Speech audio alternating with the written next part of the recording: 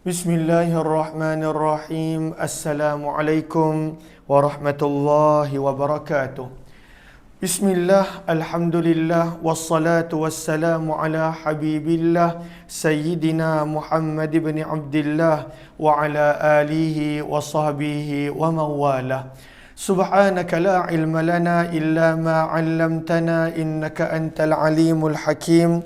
ولا حول ولا قوة إلا بالله العلي العظيم. اللهم رب اشرح لنا صدورنا ويسر لنا أمورنا واحلل عقدة من ألسنتنا يفقه أقوالنا. اللهم فقهنا في الدين وعلمنا التأويل. اللهم ألهمنا مراشد أمورنا وأعذنا من شرور أنفسنا برحمتك يا رب العالمين والحمد لله رب العالمين. Ahlan kepada sahabat-sahabat semua. Sabahun nur, sabahul khair. Selamat pagi. Salam pertemuan dalam Hayati Quran siri yang ke 652 bersama dengan saya Umar Aziz, di mana setiap hari kita akan ambil satu ayat daripada Al-Quran untuk kita mengambil pengajaran, mengambil ibrah, dan boleh kita jadikan panduan dalam kehidupan seharian. Amin amin ya rabbal alamin. Ahlan Amin Akil, ahlan Jamauddin dan juga Syuzana serta semua sahabat-sahabat lain yang berada di ruangan TikTok. Begitu juga di FB. Ahlan Berwani Ahmad, Sharina Osman, Kamiza, Jamila Ihsan, Norisa Wan Hassan, Kamiza Muhammad Amil, Merwani Ahmad. Terima kasih banyak-banyak Kak Jamila Ihsan, Norisa Wan Hassan dan juga Nur Huda, Wan Muhammad Suid, Nurul Huda, Haji Muhammad, Yaya Lia, Rabika Abdullah, kemudian Sabariyah Surin, Yaya Lia, Sharifah Syed, Habibah Su'ib, serta Ummi Naimah, Bunga Lawang dan Mar Azwa. Ahlan Akmaluddin Rusli. Waalaikumsalam warahmatullahi wabarakatuh. Hari ini ayat yang kita nak lihat adalah ayat yang ke-44 daripada surah yang ke-8 Al-Anfal, muka surat 182. Mohon sahabat-sahabat bantu catat di ruangan komen untuk memudahkan yang akan join kemudian. Kita berada pada muka surat 182, ayat yang ke-44 daripada surah yang ke-8, surah Al-Anfal. Apakah pengajaran yang kita boleh dapat daripada ayat ini? Kita nak baca dulu ayat ini seperti biasa, kerana Nabi SAW bersabda, setiap satu huruf, man qara'a harfan min kitabillah, barang siapa yang membaca walaupun satu huruf, satu kalimah daripada kalamullah, daripada Al-Quran, maka akan dikurniakan 10 hasanah, 10 kebaikan. Jom kita baca, mudah-mudahan kita beroleh ganjaran dunia dan akhirat insya-Allah. Ayat 44 muka surat 182 surah yang ke-8 Al-Anfal. A'udzu billahi minasy syaithanir rajim. Bismillahirrahmanirrahim. وَإِذْ يُرِيكُمُوهُمْ إِذِ الْتَقَيْتُمْ فِي أَعْيُنِكُمْ قَلِيلًا وَيُقَلِّلُكُمْ فِي أَعْيُنِهِمْ لِيَقْضِيَ اللَّهُ أَمْرًا كَانَ مَفْعُولًا وَإِلَى اللَّهِ تُرْجَعُ الْأُمُورُ. صَدَقَ اللَّهُ الْعَظِيمُ. Lalu ayat yang ke-44, kita telah baca ayatnya. Apakah ringkasan ayat yang ke-44? Ringkasan ayat yang ke-44, Allah memberikan gambaran kepada kita berkenaan tentang situasi semasa peperangan Badar. Allah berikan gambaran kepada kita tentang situasi semasa peperangan Badar, di mana umat Islam diperlihatkan seolah-olah orang musyrikin Mekah sedikit. Dan orang musyrikin Mekah diperlihatkan seolah-olah jumlah umat Islam pada waktu itu sedikit. Maka Allah ceritakan gambaran semasa peperangan Badar secara ringkas namun sangat mendalam pada ayat yang ke-44 daripada surah yang ke-8 Al-Anfal. Kita telah baca ayat ini. Kita telah memahami ringkasan ayat ini. Apakah pula kaitan ayat yang ke-44 dengan ayat sebelumnya? Kata para ulama tafsir, antara kaitan yang ada pada ayat ini dengan ayat sebelumnya, kalau kita lihat pada ayat sebelumnya, iaitu ayat yang ke-43, Allah menceritakan pada firman-Nya, wa idh yurikahumullahu fi manamika qalila. Ingatlah ketika mana Allah memperlihatkan kepada kamu wahai Muhammad jumlah bilangan musuh di dalam mimpi yang mana jumlah mereka sedikit. Maka ayat yang ke-43 adalah apa yang Allah perlihatkan kepada Nabi dalam mimpi Nabi, yang mana jumlah musuh pada waktu itu adalah sedikit. Itu yang berlaku di dalam mimpi yang mana diceritakan kepada baginda Nabi sallallahu alaihi wasallam. Maka Nabi sallallahu alaihi wasallam ceritakan kepada para sahabat yang mana Allah perlihatkan dalam mimpi jumlah musuh sedikit, jumlah musuh tak ramai, jumlah musuh pada waktu itu tidak banyak. Maka itu yang berlaku sebelum perang. Apa yang Nabi ceritakan kepada para sahabat, apa yang Nabi lihat di dalam mimpi baginda. Ayat yang ke-44, Allah menerangkan situasi sebenar sewaktu peperangan. Yang mana memang betul para sahabat nampak musuh sedikit walaupun jumlah mereka 3 kali ganda lebih. Allah perlihatkan kepada para sahabat jumlah musuh tak ramai walaupun jumlah musuh 3 kali ganda lebih daripada para sahabat. Maka bila para sahabat nampak seperti mana yang Nabi ceritakan, maka bertambah yakin mereka kepada janji Allah dan Rasul, bertambah mereka membenarkan Allah dan Rasul. Maka inilah kaitan ayat yang ke-43 ayat sebelumnya dan ayat 44 yang sedang kita baca. Ayat 43 menceritakan yang apa yang Nabi sampaikan kepada para sahabat, apa yang baginda Nabi SAW lihat dalam mimpi. Allah memperlihatkan kepada Nabi jumlah musuh tak ramai sebelum perang. Ketika mana sedang perang, memang benar apa yang Nabi cerita dan sabdakan. Para sahabat nampak musuh yang ramai, pada waktu itu sedikit dengan kekuasaan Allah Subhanahu wa taala. Dan tidak ada apa-apa yang mustahil bagi Allah Subhanahu wa taala. Walaupun jumlah musuh ramai, tetapi Allah nampakkan bilangan mereka pada waktu itu sedikit. Kata para ulama, sebagai contoh orang yang juling. Maka orang yang juling, daripada sudut logik dia, pada waktu itu dia boleh nampak 1 menjadi 2, 2 menjadi 4. Padahal benda tu 1, tapi dia boleh nampak 2. Dia boleh nampak berganda, dia boleh nampak lebih untuk orang yang juling. Maka Allah berkuasa untuk menjadikan sebaliknya, jumlah musuh yang ramai kelihatan sedikit. Dan itu menjadikan para sahabat lebih berani. Atiyah, bawa bangun tidur. Ada kelas. Okey, main kat situ je. Okey. Nak bagi salam juga pada kakak-kakak semua. Sekejap je bagi salam. Okey, jangan langgar. Okey. Nak bagi salam. Dia minat sangat live. Okey, bagi salam semua. Assalamualaikum. Ni kat TikTok, ni kat FB. Dah okey? Cukup Nak cakap apa lagi? Nak cakap masih belum boleh. Bagi salam. Assalamualaikum. Apa yang dah belajar? Allah. Okey, dah. Pergi dekat Umi pergi kat kakak. Boleh? Okey.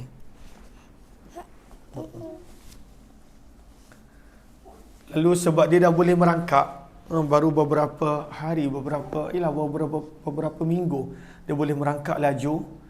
Lalu dia datang daripada bilik sebelah, Sebab dia tahu ni bilik buat lah. Okey, tak boleh. Abi ada kelas. Dia sekejap lagi Abi turun. Okey? Kejap je. Sedih. Bagi dia mainan. Bawa tu, binatang tu. Okey. Lalu bila dia dengar suara, dia datang. Dia dah tahu dah kat mana bilik live. Dia dah tahu. Bilik ni pun tak boleh tutup. Sebab kalau tutup, wifi tu tak kuat. Sebab wifi dekat tingkat bawah. Okey. Dia dah bagi salam cukup. Okey. Allahumma salli ala habibina Muhammad wa ala alihi washabi ajma'in. Maka kaitan ayat 44 dengan ayat 43 daripada surah Al-Anfal, Allah ceritakan pada ayat sebelum ini apa yang Nabi lihat dalam mimpi sebelum perang. Jumlah musuh tak ramai. Dan pada ayat 44, Allah terangkan situasi semasa perang. Memang betul para sahabat nampak musuh pada waktu itu sedikit. Jom kita lihat terjemahan dan apakah message yang ada pada ayat ini. Firman Allah ayat yang ke-44, wa idh yurikumuhum idzil taqaitum fi a'yunikum qalila. Ini message yang pertama. Firman Allah, wa dan idh, ingatlah ketika yurikumuhum, Allah memperlihatkan kepada kamu, iaitu orang-orang yang beriman, hum, bilangan musuh, iz, apabila, di saat, iltaqaitum, kamu berhadapan, kamu bertempur, fi a'yunikum, pada pandangan mata kamu, qalila, jumlah mereka sedikit. Maka ketika mana perang, Allah menjadikan umat Islam nampak musuh pada waktu itu sedikit.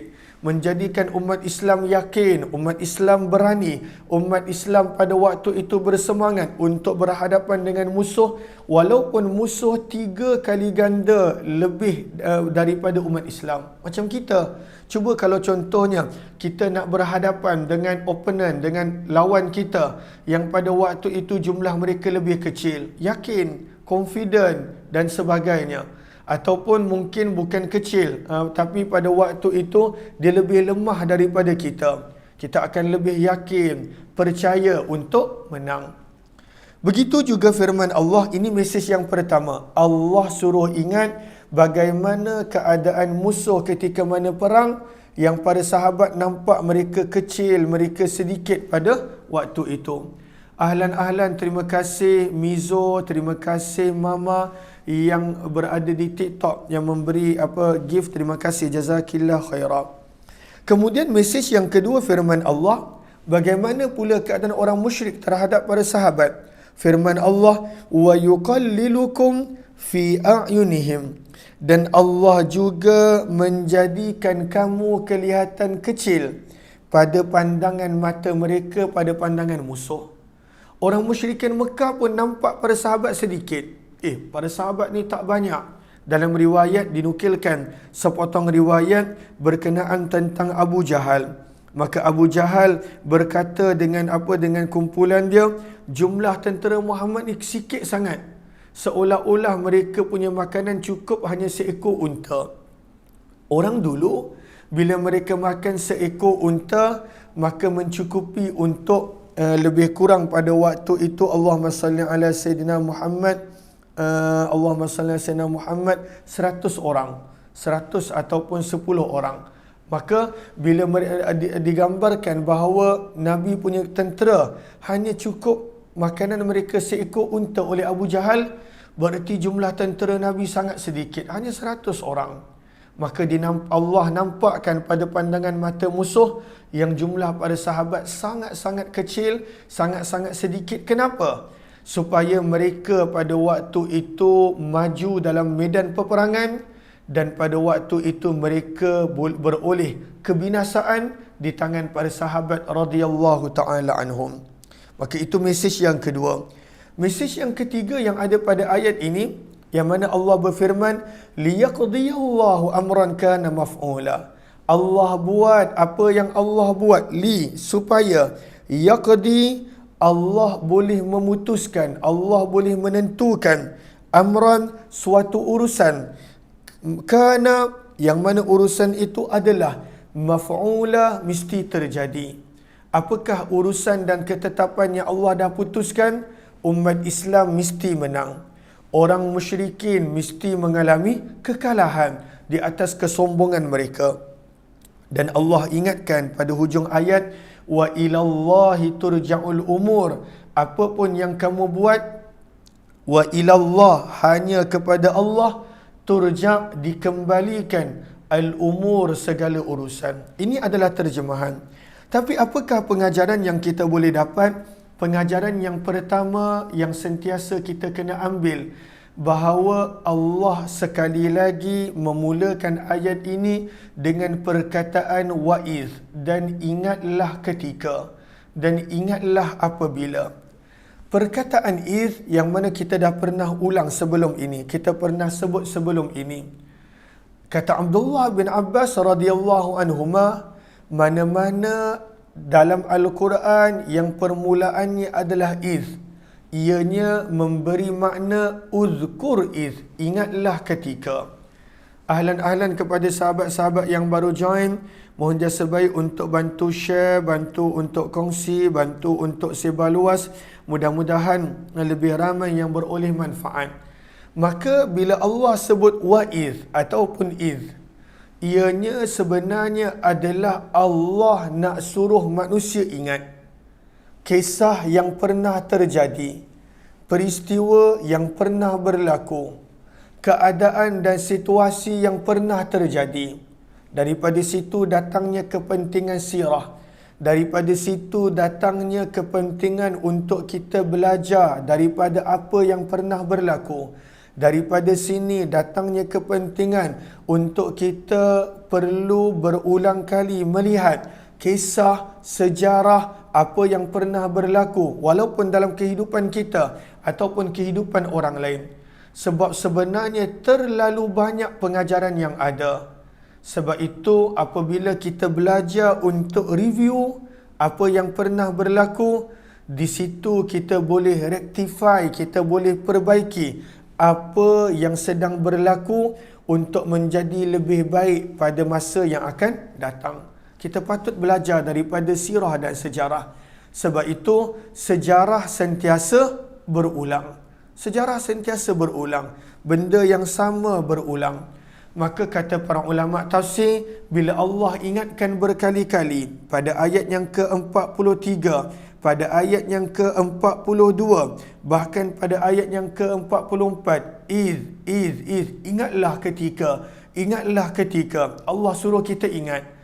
Daripada sini pengajaran yang pertama, pengajaran yang paling besar adalah bahawa mengingati masa yang lalu, sirah yang lalu, sejarah yang lalu, peristiwa yang lalu adalah penting untuk menambah baik apa yang sedang berlaku dan apa yang bakal berlaku. Sangat penting. Banyak orang dia tak nak pandang ke belakang dah. Dia tak nak ambil pengajaran. Padahal Al-Quran penuh dengan kisah-kisah yang terdahulu. Kisah Nabi Allah Yusuf, kisah penciptaan Nabi Adam, kisah Nabi-Nabi yang terdahulu. Penuh dengan kisah-kisah yang tersebut. Kisah Ashabul Kahfi, kisah Nabi Allah Musa, kisah Zulkarnain. Ada pengajaran yang tersurat, begitu juga yang tersirat untuk kita ambil pengajaran. Dan ini kita dah beberapa kali ulang. Maka firman Allah, wa'iz, dan ingatlah ketika yurikumuhum idzil taqaitum fi a'yunikum. Pengajaran yang kedua yang kita boleh dapat daripada idzil taqaitum, apabila kamu berhadapan dengan musuh, apabila kamu berdepan dengan musuh. Kata para ulama tafsir, sebenarnya Allah nakkan kita gambar keadaan yang paling getir yang dihadapi oleh para sahabat. Para sahabat dalam Badar dia tak ada persiapan perang. Kita dah kongsikan dalam siri-siri sebelum ini. Mereka keluar daripada Madinah, Nabi ajak untuk sekadar menghalang rombongan perniagaan Abu Sufyan, bukan untuk perang. Para sahabat keluar daripada Madinah dalam peristiwa Badar bukan untuk perang. Maka keadaan yang paling getir dalam kehidupan para sahabat antaranya adalah Badar, di mana mereka tak ada kelengkapan perang tapi perlu perang. Mereka perlu berhadapan dengan musuh yang bersungguh-sungguh nak bunuh mereka. Mereka perlu berhadapan dengan musuh yang lebih kuat daripada mereka. Mereka perlu berhadapan dengan musuh yang penuh dengan kelengkapan perang berbanding mereka tak ada apa-apa. Sebab itu dalam Badar, para sahabat hanya ada dua ekor kuda. Dan pada waktu itu tak banyak pedang pun. Sebab mereka bukan datang untuk perang. Maka Allah suruh kita gambarkan daripada perkataan izil taqaitum. Ketika kamu perlu berhadapan dengan musuh, situasi yang sukar, keadaan yang sukar, ujian yang berat. Tetapi pada waktu itu para sahabat tetap yakin pada janji Allah, pada janji Nabi sallallahu alaihi wasallam, maka Allah pada waktu itu berikan kemenangan. Maka pengajaran yang kita boleh dapat daripada perkataan izil taqaitum, ketika mana kamu berhadapan dengan musuh, sebenarnya setiap daripada kita menghadapi situasi di mana diuji keimanan kita, diuji kepercayaan kita. Apabila kita berhadapan dengan musibah, dengan ujian, dengan kesukaran, dengan macam-macam perkara yang membebankan, Allah uji iman kita. Adakah kita masih percaya pada Allah? Adakah kita masih percaya pada janji Allah ataupun tidak?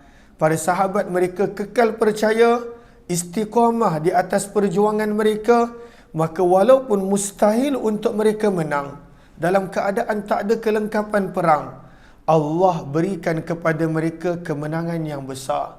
Maka pengajaran yang kedua daripada izil taqaitum, yang mana Allah nakkan kita faham gambaran situasi yang paling sukar para sahabat.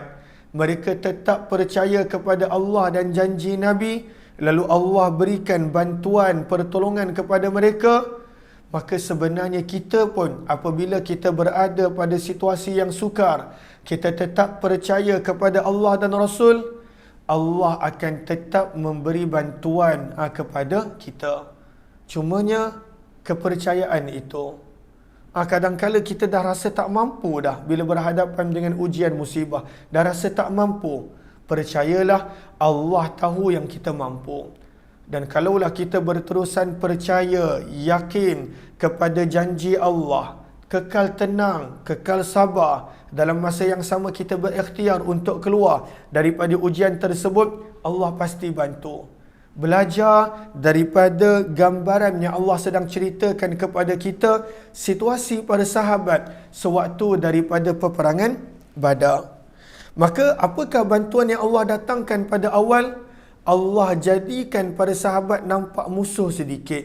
Sebelum turunnya malaikat, sebelum datangnya bantuan yang lain, Allah jadikan pada waktu itu musuh kelihatan sedikit. Bantuan yang pada waktu itu nampak kecil tetapi meninggalkan impak yang sangat besar. Kemudian pengajaran yang ketiga, firman Allah Subhanahu wa taala. Maka dalam riwayat disebutkan dalam tafsir Ibnu Jarir, Abdullah bin Mas'ud berkata, kami nampak musuh begitu sedikit dalam peperangan Badar sehingga ketika mana aku sedang berperang melawan musuh, maka aku berkata dengan sahabat lain yang berada di sebelah aku, maka aku berkata, berapakah jumlah musuh yang kamu nampak? Atarahum sab'in, adakah kamu perasan musuh macam seolah-olah 70 orang sahaja? Padahal jumlah mereka 1000, 3 kali ganda lebih daripada para sahabat. Maka pada waktu itu sahabat yang sebelah berkata kepada Abdullah bin Mas'ud, ya, musuh tak ramai, seolah-olah pada waktu itu kelihatan hanya 100, padahal jumlah mereka 1000. Maka Allah bantu sebelum turunnya para malaikat, sebelum turunnya perkara yang lain, Allah jadikan pada waktu itu musuh kelihatan sedikit. Nampak macam bantuan kecil, nampak macam bantuan yang tak ada apa-apa, tapi nampak musuh kecil pada pandangan mata para sahabat, sebenarnya itu membawa keyakinan, membawa keberanian kepada para sahabat, sehinggalah Allah turunkan para malaikat dalam peperangan Badar untuk membantu para sahabat. Maka ini pengajaran yang kedua. Allah nakkan kita gambar dan kita fahami situasi para sahabat daripada perkataan izil taqaitum. supaya bila kita pun berhadapan dengan masalah, dengan ujian, dengan kesukaran dalam hidup, setiap orang ada cabaran dia, maka pada waktu itu akan kekal tenang, akan kekal yakin dan percaya kepada Allah dan juga baginda Nabi SAW punya kata-kata dan janji. Ahlan-ahlan kepada sahabat-sahabat yang baru join, mohon jasa baik untuk bantu share, bantu untuk kongsi, bantu untuk sebar luas. Mudah-mudahan lebih ramai yang beroleh manfaat. Kita sedang melihat ayat yang ke-44 daripada surah yang ke-8 Al-Anfal. Pengajaran yang ketiga yang kita boleh dapat daripada ayat ini, di mana firman Allah, wa yuqallilukum fi a'yunihim, dan Allah menjadikan kamu, wahai para sahabat, kelihatan sedikit pada mata musuh. Maka timbul persoalan, kenapa musuh nampak para sahabat kelihatan sedikit? Apakah faedah dia? Supaya musuh lebih maju ke dalam medan peperangan, supaya musuh boleh menjadi lebih sombong, lebih overconfident, lebih takabur, supaya musuh lebih banyak boleh dibinasakan oleh para sahabat radhiyallahu anhum. Itu daripada sudut terjemahan dan pada waktu itu sebab kenapa. Tapi daripada sudut pengajaran dia, daripada sudut pengajaran, apa yang kita boleh nampak? Daripada sudut pengajaran yang kita boleh nampak, perkara yang sama yang berlaku kepada para sahabat nampak musuh kelihatan sedikit. Perkara yang sama berlaku juga kepada orang musyrikin Mekah. Mereka nampak para sahabat jumlah sedikit. Tetapi kat sini kita boleh belajar kehebatan Allah, kekuasaan Allah. Para sahabat nampak musuh sedikit, Allah berikan sebagai bantuan kepada para sahabat. Benda yang sama berlaku kepada orang musyrikin Mekah. Mereka nampak pada sahabat sedikit, tetapi menjadi asbab kebinasaan untuk mereka. Apa pengajaran yang kita boleh dapat? Pengajaran yang kita boleh dapat, kadangkala benda yang sama, untuk sebahagian orang, ianya adalah asbab kebaikan. Benda yang sama, untuk orang yang lain, boleh menjadi asbab kebinasaan. Para sahabat, Allah jadikan mereka nampak musuh kecil. Mereka diberikan bantuan dalam bentuk yang tersebut. Mereka yakin, mereka berani dan mereka maju ke dalam medan peperangan sehingga beroleh kemenangan. Orang musyrikin Mekah pun nampak para sahabat sedikit, benda yang sama, perkara yang sama. Tetapi Allah yang Maha Berkuasa, benda yang sama boleh menjadi manfaat untuk sahabat, benda yang sama boleh menjadi mudarat untuk orang musyrikin Mekah. Maka pengajaran yang besar yang ketiga yang kita boleh dapat daripada ayat ini adalah yang mendatangkan manfaat dan mudarat hanyalah Allah Subhanahu wa taala. Hebatnya Allah, benda yang sama boleh menjadi asbab kebaikan untuk sebahagian orang, benda yang sama boleh menjadi asbab kebinasaan untuk orang yang lain. Kenapa Allah jadikan apa yang Allah jadikan? Pengajaran yang keempat, Allah ingatkan pada hujung ayat, liyaqdiyallahu amran kana maf'ula. Kerana Allah nak menentukan, menjadikan sesuatu ketetapan yang semestinya berlaku, iaitu Allah nak memberikan kemenangan kepada para sahabat walaupun dengan sekecil-kecil bantuan yang kita nampak, dan Allah nak membinasakan orang musyrikin Mekah dengan pada waktu itu mereka maju lebih dalam medan peperangan, supaya pada waktu itu umat Islam boleh binasakan mereka dengan bantuan Allah. Maka pengajaran yang keempat daripada perkataan liyaqdiyallahu amran kana maf'ula, datang balik. Okey, dah habis dah. Mana kakak? Okey, dia datang sendiri. Okey. Liyaqdiyallahu amran kana maf'ula. Pengajaran yang kita boleh dapat daripada liyaqdiyallahu amran kana maf'ula, bahawa semua yang berlaku ada hikmah yang tersendiri. Semua yang berlaku hanya berlaku dengan kehendak Allah sahaja. hanya berlaku dengan kehendak Allah sahaja. Mudah-mudahan ada banyak pengajaran yang kita boleh dapat pada ayat ini. Apa yang baik semestinya daripada Allah, yang tidak daripada kelemahan diri serta kekurangan ilmu. Kepada para sahabat yang baru join, jemput bersama, ada 2 program yang saya cuba untuk buat setiap hari. Yang pertama, Hayati Quran jam 8.30 pagi sampai jam 9, hanya setengah jam. Dan yang kedua adalah pembacaan buku mahsyar. Buku mahsyar pada jam 6 petang hingga 6.30. Maka hanya ada 2 program. Bye-bye siapa tu? Okey, bye-bye semua. Assalamualaikum, dah nak habis dah pun. Okey. Lalu ada 2 program yang kita buat secara percuma, iaitu jam 8.30 pagi dan juga jam 6 petang. Yang pada jam 6 petang kita membaca tentang mahsyar, tentang mahsyar. Yang mana menarik, masih lagi dalam pembincangan tentang alam ruh. Maka sahabat-sahabat yang berkelapangan dijemput untuk bersama, insya-Allah. Terima kasih semua. Jemput untuk bersama setiap hari jam 8 pagi, 8.30 pagi. Esok kita masuk ayat 45. Apa pengajaran yang kita boleh ambil? Apa yang baik daripada Allah. Wabillahi taufiq wal hidayah. Assalamualaikum warahmatullahi wabarakatuh. Subhanakallahumma wa bihamdika nashhadu an la ilaha illa anta nastaghfiruka wa natubu ilaik. Subhana rabbika rabbil izzati amma yasifun wa salamun alal mursalin walhamdulillahi rabbil alamin. Minta maaf dia ganggu pada pagi ni. Selalunya dia tidur lagi, tapi pagi ni bangun awal dengan tak mandi lagi. Dia excited nak tengok kamera, nak tengok live. Sebab mungkin waktu dia mengandung saya banyak buat live kot. Kita jumpa lagi insya-Allah. Terima kasih semua.